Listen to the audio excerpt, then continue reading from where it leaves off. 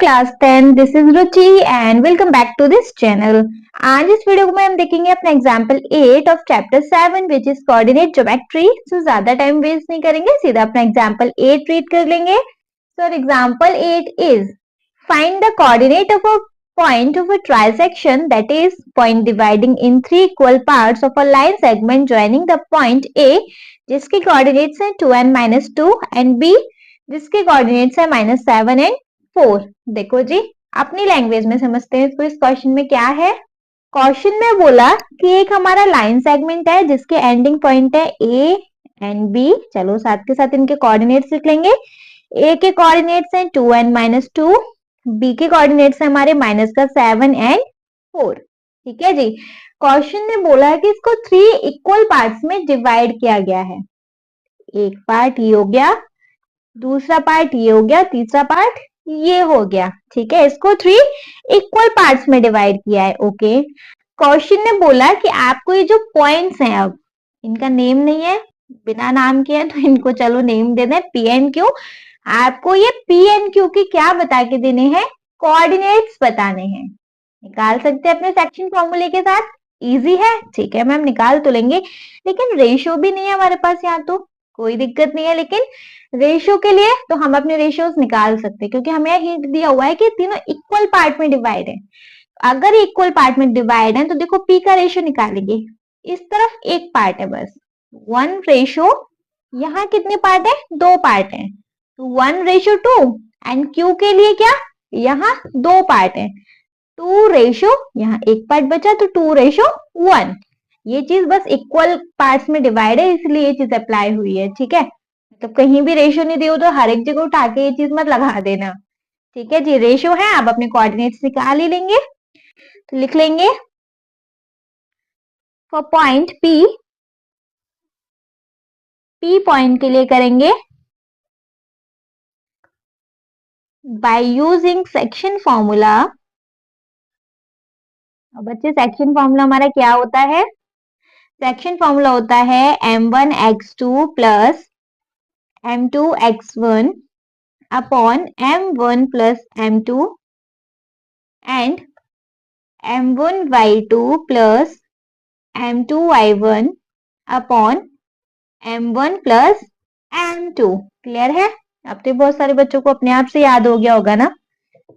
चलो comment section में comment करके बताना कि मैम हमें याद हो गया है कि हमें नहीं याद हो रही है फॉर्मूलेज।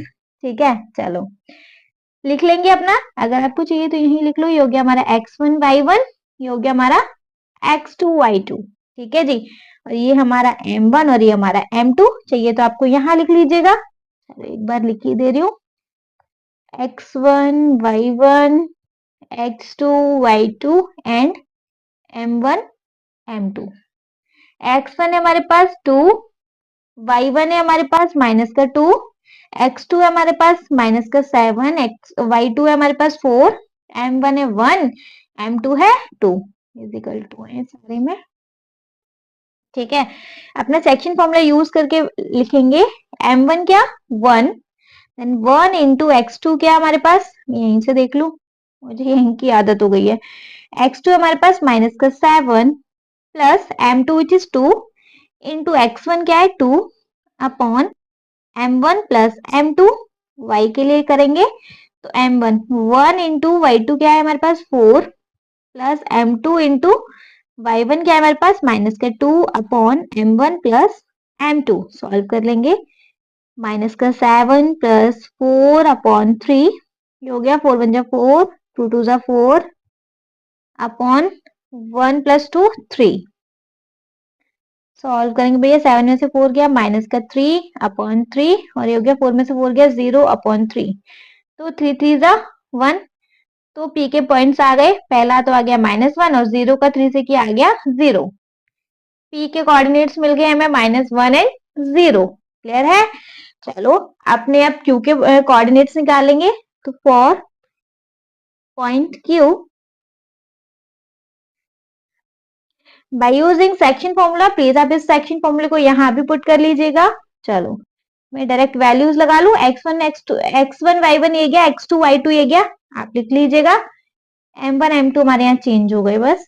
चलो करेंगे तो m1 into x2, 1 into minus 7 plus m2 into x1, 1 into 2 upon m1 plus m2,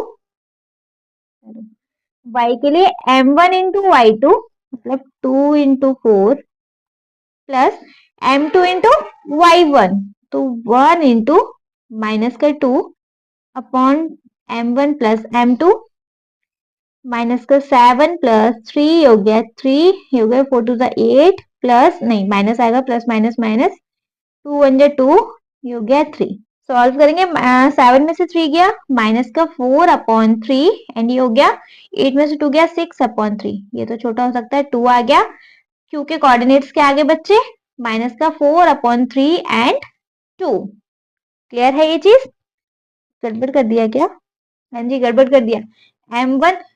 m1 into x2 है ना तो m1 तो हमारे यहाँ 2 है 7 2 जा 14 होता है तो ये हो गया 2 14 में से 2 गया माइनस का 12 आया बच्चे माइनस का 12 अपन 3 तो हो गया 3 4 जा 12 तो ये आ गया सिर्फ माइनस का 4। ठीक है क्योंकि कोऑर्डिनेट्स के आगे हमारे पास माइनस का 4 एंड 2।